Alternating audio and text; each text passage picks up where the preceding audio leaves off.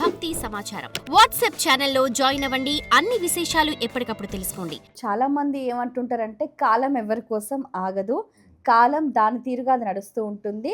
గ్రహాలు మారినంత మాత్రాన, గ్రహాలు అనుగ్రహించినంత మాత్రాన పరిస్థితులు మారిపోతాయా అని అంటారు. దీనికి మీరేమంటారు?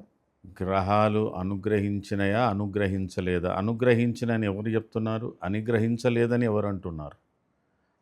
నాకు అనుగ్రహించలేదు అన్నవాడికి అనుగ్రహం కలిగింది లేదు వాడికి తెలియాలి.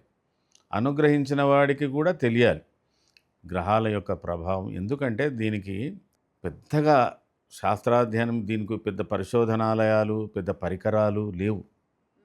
కేవలము జ్యోతిష్ శాస్త్రానికి పరిశోధనాలయం సమాజము, మనిషి తనలో తనే ఒక పరిశోధనాలయంగా భావించాలి. తనే ఆ గ్రహాల యొక్క ప్రభావాలను ఆస్వాదించాలి. తనే ఆ గ్రహాల యొక్క ప్రభావాన్ని ఏ విధంగా ఉందని చెబుతాడు తాను తెలుసుకోగలగాలి. ఇతరులు కూడా ఎలా చూపిస్తుందని తెలుసుకోగలి. చంటి పిల్లల దగ్గర నుంచి వృద్ధుల వరకు కూడా అన్ని ఈ గ్రహ ప్రభావాలు కనబడుతూనే ఉంటాయి.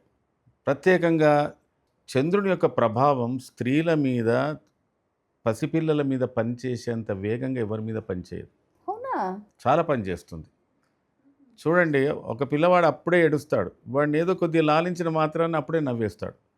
ఆడవాళ్ళు కూడా కొద్దిగా చిత్తం అట్లే ఉంటుంది ఒక్కొక్కసారి. అంటే దాన్ని పెద్దగా సీరియస్గా తీసుకోరు తొందరగా ప్రభావానికి. అంటే వాళ్ళ ప్రభావం మీద ఏంటంటే చంద్రుని యొక్క ప్రభావం చాలా వరకు వీటి మీద, అట్లాగే వృక్షాల మీద ఉంది, జంతువుల మీద ఉంది. చూడగలిగితే అది అనుభూతిని బట్టి వస్తాయమ్మా. ఇప్పుడు చంద్రబలం అనేది ఒకరి మీద ఒక విధంగా, మరొకరి మీద ఇంకో విధంగా ఉంటుందంటారు, అంతేనా? తప్పకుండా. ఇది ఎట్లా ఉంటుందంటే చంద్రుని యొక్క సంచారము ఆకాశంలో ఉన్న ఎన్నో నక్షత్రాలలో కేవలం 27 మీరు ప్రధానంగా తీసుకోవడం ఏంది. ఇన్ని నక్షత్రాలు ఏంటంటే ఏ నక్షత్రమైనా, ఒకే నక్షత్రమైన కొన్ని నక్షత్రాల యొక్క సముదాయంతో దానికి ఆ పేరు. అశ్వని అంటే ఒకటే నక్షత్రం కాదు, అశ్వని గ్రూప్ ఒకటి ఉంది. ఇలా ఉంటాయని చెప్పి. అయితే చంద్ర సంయోగం చెందని నక్షత్రాలుగా పరిగణించలేదు. అంటే జ్యోతిష్ శాస్త్రం పరిగణించలేదు. ఓహో. చంద్రుడితో సంయోగం చెందే నక్షత్రాలనే ప్రధానంగా తీసుకున్నాయి. అందులో 27. అభిజిత్ పక్కకు పెట్టండి, 27 నక్షత్రాలను తీసుకున్నాయి. సరే, గ్రహాలు అయితే ఇప్పుడు మనం ఇంత ఈ స్పేసు, నాసా రీసెర్చ్లు ఇవన్నీ జరుగుతున్నప్పుడు మనం ఏం అనలేం కదా. ఒక మాటమ్మా, ధరణీ గర్భ సంభూతం విద్యుత్కాంత సమప్రభం అని చెప్పింది ఇది ఈనాటిది కాదు.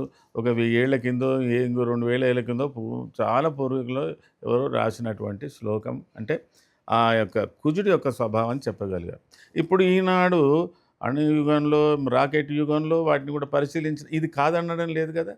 ధరణీ గర్భ దీని భూమిని పోలిందేనని చెప్పగలుగుతున్నారు కదా. మరి వాళ్ళు ఎలా చూడొచ్చు, వీళ్ళు ఎలా చూస్తారు? వీళ్ళకు పరికరాలైన మరి వాళ్లకు ఆ ఋషుల ప్రోక్తంలో కూడా వాళ్ళ యొక్క అంతర్చక్షువు దాంతో వాళ్ళు చెప్పగలిగారు. అంటే అంత పరిశోధన సనాతన నుంచి వస్తున్నది, వేదవాంగ్మయ నుంచి కూడా వస్తున్నది.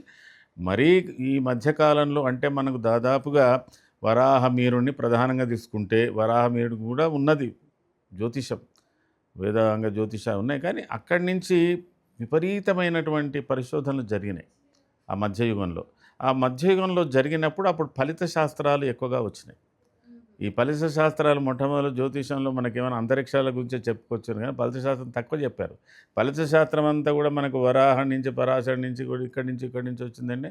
ఈ ఫలిత శాస్త్రాలు వచ్చినాయి.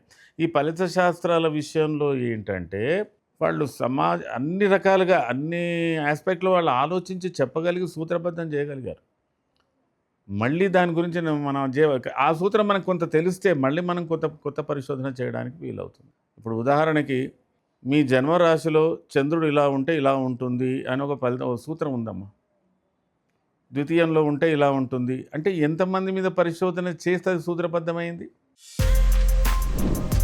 For more videos like this, subscribe Big TV channel.